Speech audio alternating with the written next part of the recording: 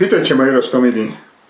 Mamy dzisiaj 16 października, czyli srogie święto na Śląsku, jakim jest święto wspomnienia świętej Jadwigi Śląskiej, która była księżną Śląska w czasach henrykowskich, czyli wtedy, kiedy państwo śląskie było najpotężniejsze i Henrykowie nawet chcieli sięgnąć po korona Królestwa Polskiego i chcieli po prostu poszerzać swoje wpływy.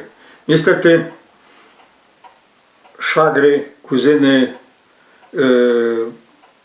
piastowie nie bardzo się do tego kwapili, co skończyło się spoleniem Krakowa przez Tatarów i przegraną, a właściwie przymusowo przegraną bitwą pod Legnicą, kaj zginął Henryk Pobożny, syn świętej Jadwigi.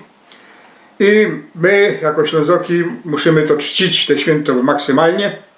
Jeszcze 20 pora lat Curik, to Ślązoki spotykali się na mszy świętej na Annabergu w celu uczczenia święta świętej Jadwigi. Nie wiem, czy w dzisiejszych czasach tam jeszcze jeżdżą, czy nie, ale zachęcam wszystkich, aby to przypomnieć, bo to święto jest nie ino patronką z kościoła katolickiego, ale jest patronką całego Śląska i do tych, co wierzą i co nie wierzą.